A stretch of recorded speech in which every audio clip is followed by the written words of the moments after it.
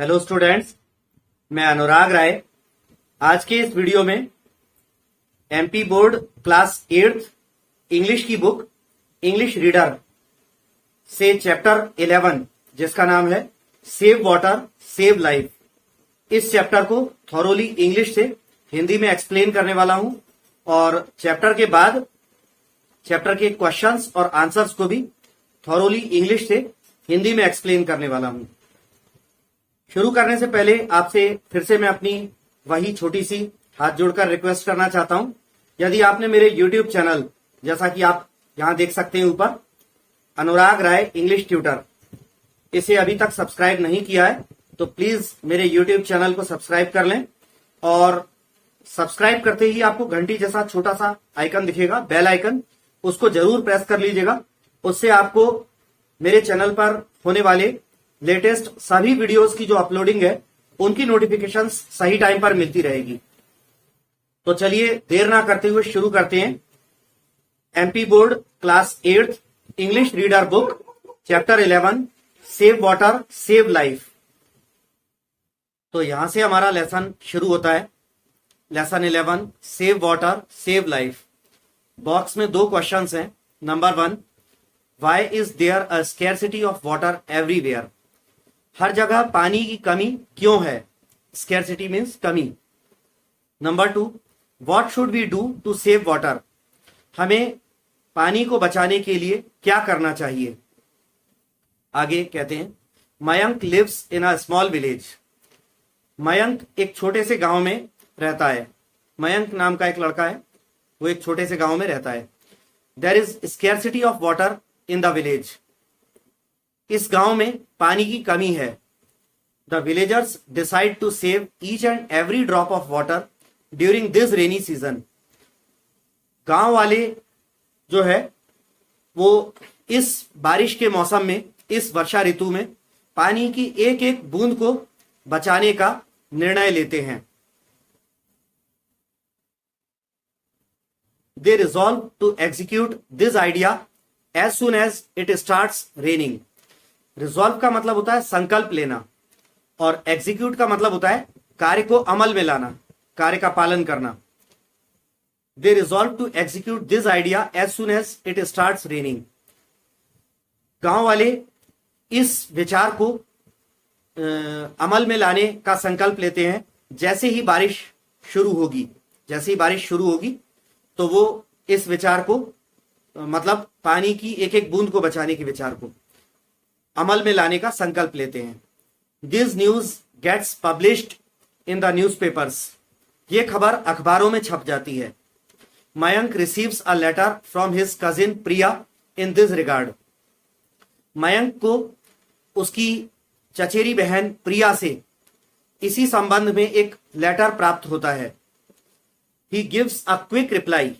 मयंक भी जल्दी से अपनी चचेरी बहन प्रिया के लेटर का जवाब देता है, रिप्लाई भेजता है। तो अब ये जो चैप्टर है वो चैप्टर पूरा एक लेटर के फॉर्म में है, जो कि प्रिया के लेटर के जवाब में मयंक लिखता है। तो मयंक का लेटर है, मयंक के लेटर के फॉर्म में ये पूरा चैप्टर है। तो लेटर की स्टार्टिंग में, जैसा कि आप लोग जानते ही हैं, लेफ्ट हैंड साइड पर ऊपर सेंडर का एड्रेस और डेट आदि आते हैं। तो इसमें लिखा है village and post Kevdeshwar, tehsil and district Indore. ठीक, ये पता, गांव का पता, तहसील का पता, जिले का नाम आदि लिखा है। डेट बहुत पुरानी है, 5 जुलाई 2006 की डेट है ये। डियर प्रिया, उसके बाद पत्र में संबोधन करते हुए कहता है, डियर प्रिया,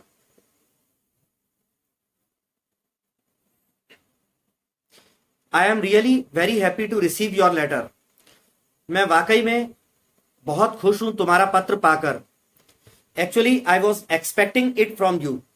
वास्तविकता में मैं तुम्हारे पत्र की, ये जो पत्र तुमने मुझे लिखा है, इसकी मैं तुमसे आशा कर ही रहा था।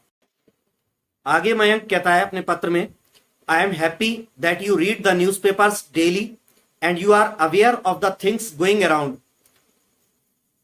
मैं खुश हूं ये जानकर कि तुम प्रतिदिन अखबार पढ़ती हो और आसपास क्या चीजें हो रही हैं, क्या घटनाएं घटित हो रही हैं, तुम इनसे जागरूक हो, तुम्हें ये सब पता है। I very much appreciate your curiosity and thirst for information.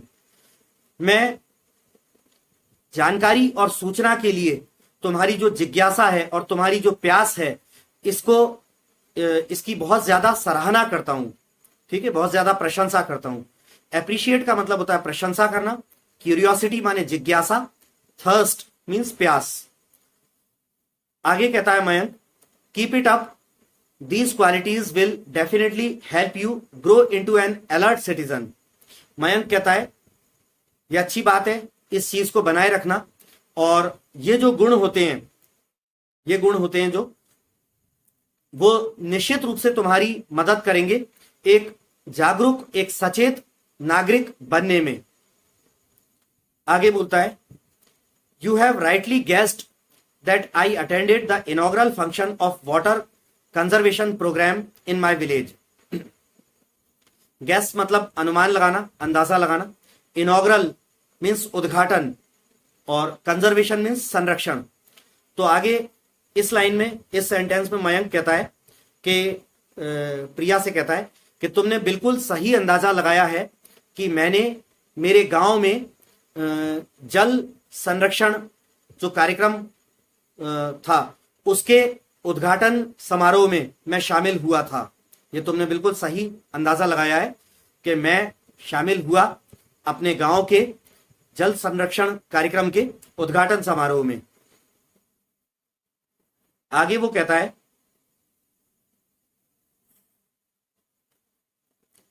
The word conservation literally means to save something. कहता है कि कंजर्वेशन जो शब्द है, इसका शाब्दिक अर्थ होता है किसी चीज को बचाना, किसी चीज की बचत करना, संरक्षण। It may be water, energy, soil और some species of animals and plants. और यह संरक्षण किसी भी प्रकार का हो सकता है, चाहे पानी को बचाना हो, चाहे ऊर्जा को, मिट्टी को, या कुछ जानवरों और पौधों की प्रजातियों का संरक्षण करना हो, किसी भी प्रकार का हो सकता है। In terms of conservation of water, it means that we all should save rain water in the rivers, ponds, wells and in the fields to raise the ground water level of the earth. कहता है जल संरक्षण करने के संदर्भ में conservation का जो अर्थ होता है वो ये होता है कि हम सबको मिलकर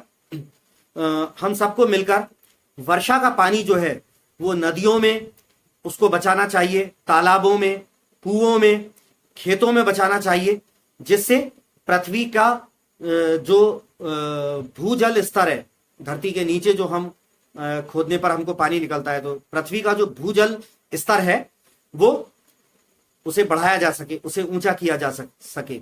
इसलिए हम सभी लोगों को मिलकर नदियों में, तालाबों में, कुओं में, खेतों में बारिश के पानी को बचाना चाहिए। At the same time we should use water with economy. लेकिन उसी समय हमें पानी को भी किफायत से खर्च करना चाहिए, पानी को खर्च भी हमें किफायत के साथ करना चाहिए। When the rain water percolates down into the earth, it no longer remains thirsty. Percolate means रिसना या घुसना या समाना। तो आगे मयंक कह रहा है कि जब वर्षा का पानी, बारिश का पानी रिस कर मिट्टी से समाता हुआ धरती के अंदर नीचे जाता है, तो धरती फिर और प्यासी नहीं रहती।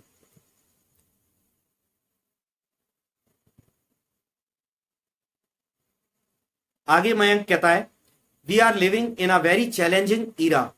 हम एक बहुत ही चुनौती से भरे युग में जी रहे हैं। Ruthless cutting of trees and destruction of forests have resulted in scanty rainfall. तो रूथलेस मीन्स निर्ममता पूर्वक, निर्दयता पूर्वक, और डिस्ट्रक्शन मीन्स विनाश, सर्वनाश। स्कैंटी माने बहुत कम, अल्प। तो कह रहा है कि निर्दयता पूर्वक पेड़ों की कटाई और जंगलों का विनाश ने परिणाम ला दिया है बहुत ही अल्प वर्षा में। पेड़ और जंगलों को सफाया कर देने से अब बहुत ही कम बारिश होती है। We see scarcity of water growing almost everywhere which is adversely affecting the cultivation of crops. Adversely माने प्रतिकूल तरीके से, विपरीत तरीके से। कल्टिवेशन ऑफ क्रॉप्स माने फसलों की खेती करना, फसलों को उगाना आदि। तो आगे मयंक कह रहा है we see scarcity of water growing almost everywhere. हम पानी की कमी बढ़ते हुए लगभग हर जगह देखते हैं। विच is adversely affecting the cultivation of crops, जो कि विपरीत तरीके से, प्रतिकूल तरीके से फसलों को लगाने में, फसलों की खेती में विपरीत तरीके से प्रभाव डाल रही है। How can we be happy with thirsty soil. आगे कहता है कि जब मिट्टी प्यासी हो, धरती प्यासी हो, तो हम कैसे खुश रह सकते हैं। यानी जब वर्षा नहीं होगी, मिट्टी प्यासी होगी, तो हम खुश कैसे रह सकते हैं। If the fields do not have plenty of water, it affects the production of food grain and the country faces shortage of food. आगे कहता है मयंक, यदि खेतों में भरपूर पानी, बहुत सारा पानी अगर नहीं है, तो फिर ये बात जो है खाद्यान्न के उत्पादन को प्रभावित करती है और देश जो है वो भोजन की कमी से जूझता है, भोजन की कमी का सामना करता है देश। आगे कहता है our brothers and sisters who live in villages start migrating to the cities and towns in search of work. कह रहा है कि गांवों में निवास कर रहे, गांवों में रह रहे हमारे भाई और बहन जो हैं, वो फिर शहरों की तरफ, कस्बों की तरफ और शहरों की तरफ माइग्रेट करना, पलायन करना शुरू कर देते हैं इन सर्च ऑफ वर्क, काम की तलाश में।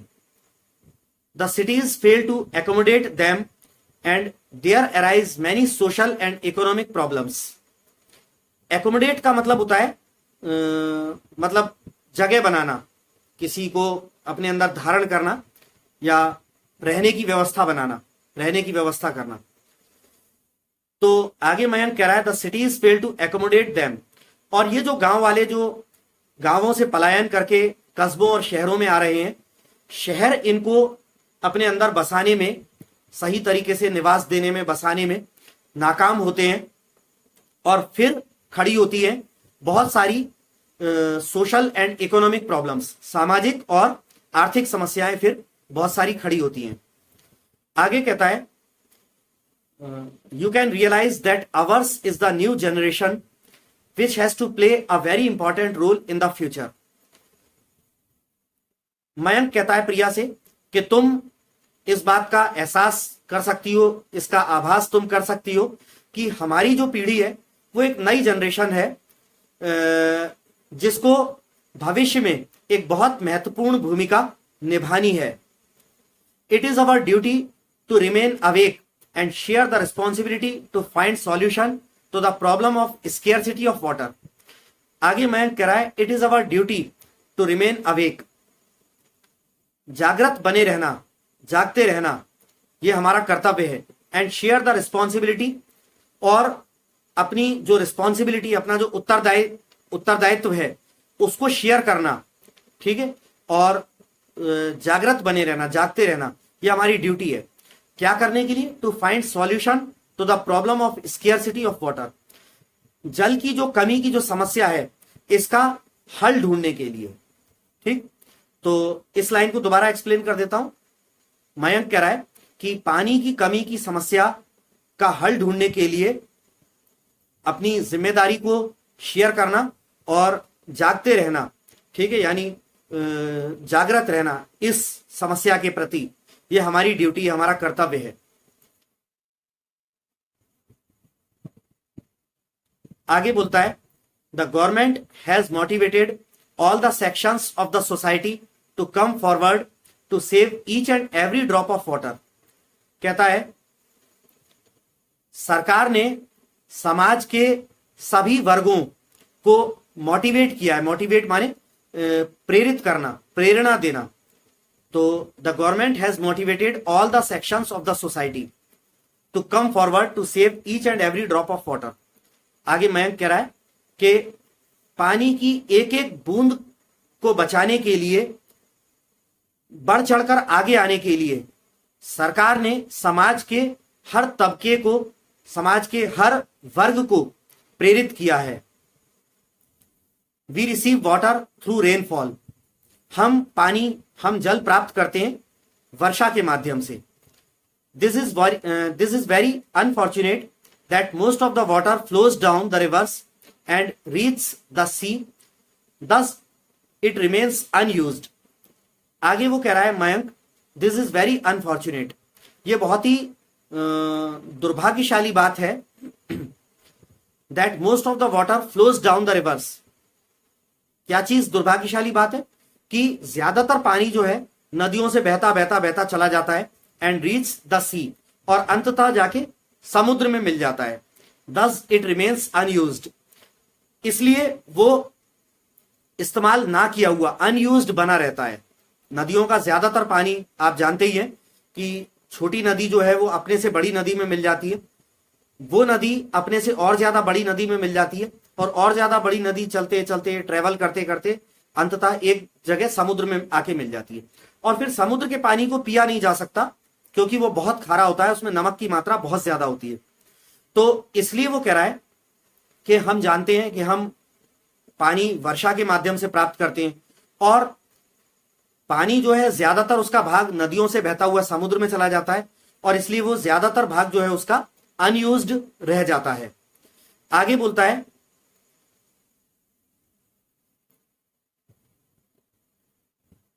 आगे वो बोलता है, we are a witness to the emptied and dried up rivers, ponds, wells and tube wells. हम गवाह हैं, विटनेस माने गवाह, हम गवाह हैं खाली हो चुके और सूख चुकी नदियों, तालाबों, कुओं और नलकूपों के। सूखे हुए और खाली हो चुकी नदियां, तालाब, कुएं और जो नलकूप हैं, बोरवेल्स होते हैं, उनके हम गवाह हैं। हमने देखा है कि ये खाली हो रहे हैं, सूख चुके हैं। We should not sit silent, हमें जो है शांत नहीं बैठना चाहिए। Under water conservation programme we are trying to harvest rain water at different levels. कह रहा है कि जल संरक्षण कार्यक्रम के तहत हम जो है वर्षा के पानी को अलग अलग स्तरों पर जो है बचाने का, उसको संरक्षित करने का प्रयास कर रहे हैं। The farmers will store water in their fields by building medha bandh around there fields. तो मयंक कह रहा है कि किसान जो है वो अपने खेतों के चारों ओर, अपने खेतों के इर्द गिर्द मेधा बंध जो है, थोड़ी थोड़ी सी ऊंचाई का, वो मेढ़ टाइप की जो होती है उसको मेध बंध कह रहे हैं, मेढ़ बंध, ठीक है, वो बना रहे हैं, बनाएंगे। किसान अपने खेतों के चारों तरफ मिट्टी की थोड़ी ऊंची ऊंची मेढ़ सी बना देते हैं ताकि पानी ना निकल जाए। तो किसान अपने खेतों में पानी को स्टोर करने के लिए मेढ़ खेतों के चारों तरफ बनाएंगे। They will also dig small ponds in their fields to accumulate rain water. Accumulate का मतलब होता है संचित करना, इकट्ठा करना। तो कह रहा है कि किसान अपने खेतों में छोटे छोटे तालाब भी खोदेंगे वर्षा के पानी को उसमें संचित करने के लिए, इकट्ठा करने के लिए। आगे कहता है, similarly old structures like wells and ponds will be deepened and cleaned. ठीक इसी प्रकार से, ऐसे ही जो पुराने निर्माण के जो कुएं और तालाब हैं, पुराने समय के कुएं और तालाब, जो पहले के समय तो जल स्तर अच्छा ऊंचा होता था तो ज्यादा गहरा नहीं खोदना पड़ता था, लेकिन अब जल स्तर नीचे गिरता जा रहा है तो अब बहुत ज्यादा नीचे नीचे गहरा खोदना पड़ता है। तो कह रहा है कि similarly old structures like wells and ponds will be deepened and cleaned. Deepened means गहरा करना। तो कह रहा है बिल्कुल ठीक इसी तरह से पुराने जो तालाब और कुएं हैं जो कम गहरे थे उनको और ज्यादा गहरा किया जाएगा और उनकी सफाई की जाएगी, उनकी गहराई में जो गाद वगैरह मिट्टी वगैरह जम के वो चोक हो जाते हैं, तो उनको साफ किया जाएगा और उनको और गहरा किया जाएगा। The stop dams on the rivulets and the rivers will be repaired and made functional to hold back sufficient water. ये कह रहे हैं कि रिवुलेट्स का मतलब होता है छोटी छोटी नदियां या नाले। तो ये कह रहा है कि छोटे छोटे नदियों नालों पर, छोटे नालों पर, नदियों पर जो है स्टॉप डैम, स्टॉप डैम होता है नदी के पानी को बहने से रोकने के लिए बनाया जाता है कि पानी स्टॉप, पानी को रोका जा सके। बस इतनी ऊंचाई पे बना देते हैं कि पानी एक निश्चित ऊंचाई तक नदी में ही रोका रहे, बह के ना जाए। तो कह रहा है कि नदियों और नालों पर जो स्टॉप डैम्स जो बने हुए हैं उनको रिपेयर किया जाएगा, उनकी मरम्मत की जाएगी। एंड मेड फंक्शनल, और उनको फंक्शनल मतलब कार्य करने योग्य बनाया जाएगा। To hold back sufficient water, जिससे वो पर्याप्त मात्रा में पानी को, जल को धारण कर सकें, रोक सकें। आगे कहता है what a wonderful scene it will be for us to have the river of the village full of water throughout the year. Throughout माने पूरा, पूरे। तो कहता है कि कितना अद्भुत दृश्य होगा, इतना कितना अद्भुत सुंदर नजारा होगा हम लोगों के लिए कि हमारे गांव की नदी को पूरे साल पानी से लबालब भरा हुआ देखें। वो कितना अद्भुत दृश्य होगा। आगे कहता है we will again have the enjoyable time of swimming in the rivers of our own which we had a few years ago. ठीक, आगे मयंक कहता है प्रिया से, we will again have the enjoyable time of swimming in the rivers of our own which we had a few years ago. कहता है हमारे पास दोबारा वो एंजॉय करने वाला, वो मस्ती करने वाला टाइम दोबारा से फिर से आएगा। कौन सा टाइम? हमारी खुद की नदियों में तैरने का, ठीक है, जो हमारे पास कुछ वर्षों पहले हुआ करती थी। यानी कुछ वर्षों पहले कुछ ऐसी नदियां हुआ करती थी जो अब सूख चुकी हैं। तो ये मयंक कह रहा है कि कुछ वर्षों पहले जो हमारे पास नदियां होती थी जो सूख चुकी हैं, जब वो उनकी सफाई कर दी जाएगी, उनको गहरा किया जाएगा, बारिश का पानी उनमें भरेगा, वो दोबारा से जीवित हो बैठेंगी, तो उन नदियों में, अपनी खुद की उन नदियों में स्विमिंग करने का वो एंजॉय से भरा, वो मस्ती से भरा समय हमारे पास दोबारा आएगा। आगे कहता है Mayank, you can easily understand that if the rivers and the ponds of a place are full of water, the tube wells will automatically be recharged and will continue to give us water throughout the year. तुम आसानी से ये समझ सकती हो कि यदि नदियों में और तालाबों में, किसी एक जगह की नदियों और तालाबों में पूरा पानी भरा रहे, तो आसपास के जो ट्यूब वेल्स होते हैं, जो हम घर में जो बोरिंग करवाते हैं, ट्यूब वेल्स जो होते हैं, वो जो है अपने आप ही रिचार्ज हो जाएंगे। जमीन में नीचे नीचे मिट्टियों से पानी रिसता हुआ उनमें भरता रहेगा, वो अपने आप ही रिचार्ज हो जाएंगे। यदि किसी जगह के तालाब और नदियां जो है पानी से भरी रहें, तो उस जगह के जो ट्यूब वेल्स हैं, बोरवेल्स जो हैं, वो अपने आप ही पानी से भर जाएंगे।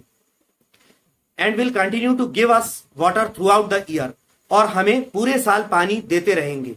ये बात तुम आसानी से समझ सकती हो। आगे मयंक कहता है, I would like to mention that the government alone cannot do everything. मैं ये भी जिक्र करना चाहूंगा कि सरकार अकेली सब कुछ नहीं कर सकती है। Similarly, only shouting slogans will not be of any help. ठीक इसी प्रकार से सिर्फ नारे चिल्लाते रहना, पानी बचाओ पानी बचाओ, इससे भी कुछ मदद नहीं होने वाली है। जैसे सरकार अकेली कुछ नहीं कर सकती, उसी प्रकार सिर्फ नारे लगाते रहना, इससे भी कुछ नहीं होगा। Water is everybody's essential need, so everybody including we children should participate in the water conservation program. Mayank कहता है water is everybody's essential need, पानी हर किसी की अनिवार्य आवश्यकता होती है। सो एवरीबडी, इसलिए हर किसी को, इंक्लूडिंग वी चिल्ड्रन, हम बच्चों को भी शामिल करते हुए, should participate in the water conservation program, इसलिए हर किसी को, हम बच्चों को भी शामिल करते हुए जल संरक्षण कार्यक्रम में भाग लेना चाहिए। I have seen all the people voluntarily coming forward and working hand in hand and shoulder to shoulder for this noble cause. आगे मयंक कहता है कि मैंने इस महान काज के लिए, नोबल कॉज माने एक महान काज या महान कार्य, मैंने इस महान कार्य के लिए, और वॉलेंटरीली का मतलब होता है स्वैच्छिक रूप से, अपनी इच्छा से।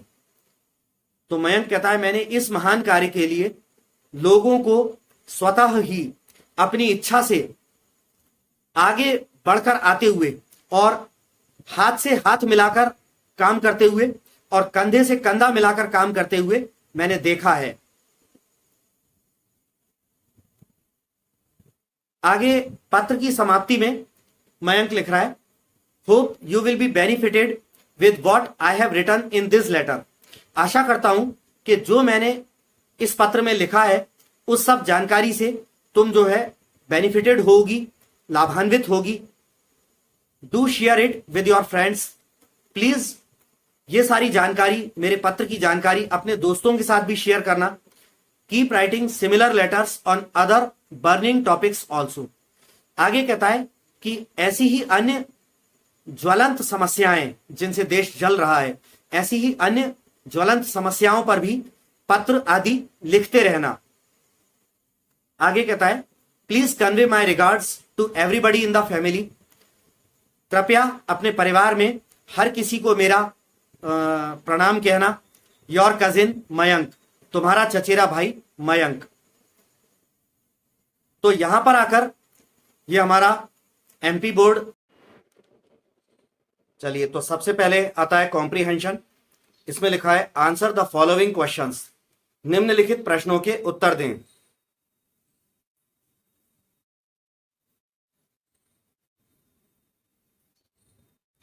फर्स्ट क्वेश्चन है, वेयर डज मयंक लिव।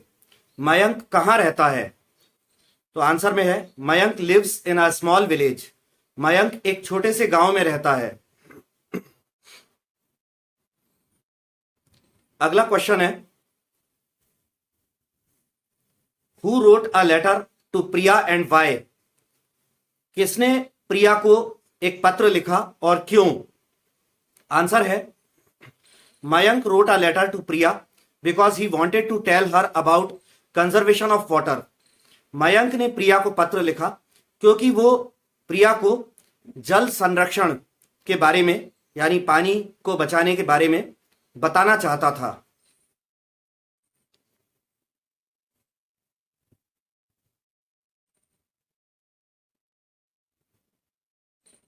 अगला क्वेश्चन है,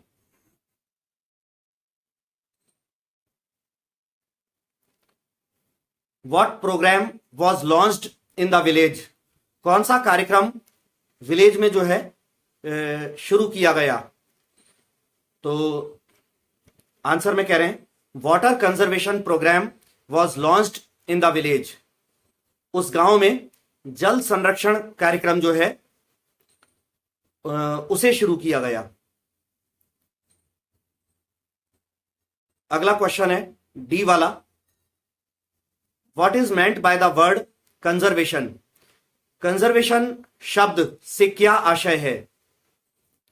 तो आंसर में कह रहे हैं the word conservation means to save something.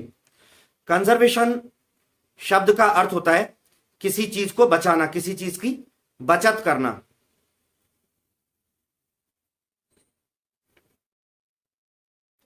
अगला क्वेश्चन है, why do the villagers migrate to cities and towns. गांव वाले शहरों और कस्बों में क्यों चले जाते हैं पलायन करके? आंसर में कह रहे हैं the villagers migrate two towns and cities in search of work. गांव वाले काम की तलाश में गांवों से पलायन करके कस्बों और शहरों में चले जाते हैं।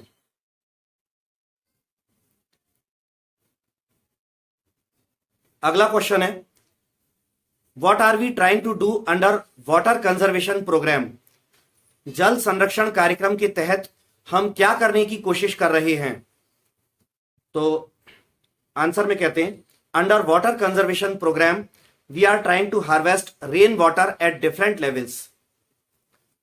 जल संरक्षण कार्यक्रम के तहत हम वर्षा के जल को अलग अलग स्तरों पर जो है बचाने की या संचित करने की कोशिश कर रहे हैं। उसके बाद आता है जी वाला जो क्वेश्चन है, उसमें है चूज द करेक्ट आंसर्स, सही उत्तर चुनिए। नंबर 1 में कह रहे हैं, क्वेश्चन नंबर 1 में कह रहे हैं अ डैम इज, एक डैम जो है वो होता है, क्या होता है? ए में कह रहे हैं रिवर, बी में कह रहे हैं a big wall across a river, C में कह रहे हैं अ पॉन्ड, डी में कह रहे हैं अ वेल। तो हमें इसका उत्तर देना है कि डैम क्या होता है। तो इसका आंसर है B, a big wall across a river. Dam, बांध जो होता है वो एक नदी के आर पार एक बड़ी सी दीवार होती है नदी के पानी को रोकने के लिए। अब क्वेश्चन नंबर 2 है अ बर्निंग इशू मीन्स, ज्वलंत समस्या या ज्वलंत मुद्दा, इसका क्या अर्थ होता है? ऑप्शन ए में कह रहे हैं अ पेनफुल टॉपिक, बी में कह रहे हैं एन अनवांटेड टॉपिक, सी में कह रहे हैं एन इंपॉर्टेंट टॉपिक, और डी में कह रहे हैं अ यूजलेस टॉपिक। तो बर्निंग इशू का मतलब होता है एन इंपॉर्टेंट टॉपिक, ज्वलंत मुद्दा का मतलब होता है एक महत्वपूर्ण विषय। तो आंसर है इसका C, an important topic. Question number 3 में कह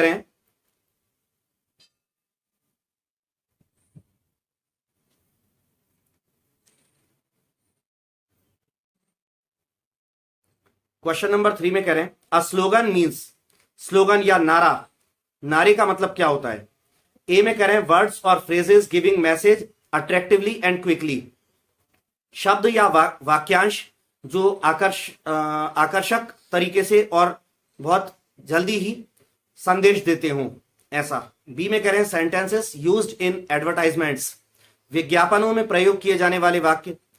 सी में कह रहे हैं डायलॉग्स इन अ फिल्म और टेलीविजन सीरियल, फिल्म या टेलीविजन सीरियल में बोले जाने वाले संवाद। डी में कह रहे हैं अ स्लोगन। तो स्लोगन या नारा इनमें से क्या होता है? तो इसका आंसर है ए, वर्ड्स और phrases giving message attractively and quickly. Slogan या नारा का अर्थ होता है वो शब्द या वाक्यांश जो प्रभावशाली ढंग से, आकर्षक तरीके से और जल्दी से संदेश देते हों। क्वेश्चन नंबर 4 में कह रहे हैं we receive water for irrigation, हमें सिंचाई के लिए पानी प्राप्त होता है। ए में कह रहे हैं थ्रू रेनफॉल, बारिश के माध्यम से।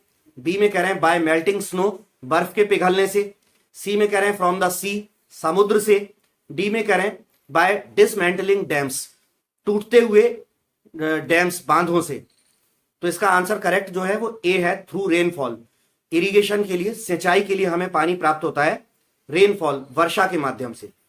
तो यहां पर आकर ये आपका MP board class 8th English reader book से chapter 11 save water save life जो है वो पूरा कंप्लीट होता है। इसके पूरे बुक की हमने पूरी रीडिंग करी और चैप्टर के बाद लेसन की पूरी रीडिंग करी हमने, और लेसन के बाद पूरे क्वेश्चंस और आंसर्स को भी थॉरोली इंग्लिश से हिंदी में एक्सप्लेन किया। नेक्स्ट वीडियो में आपके नेक्स्ट लेसन के साथ मिलूंगा, तब तक के लिए विदा लेना चाहूंगा।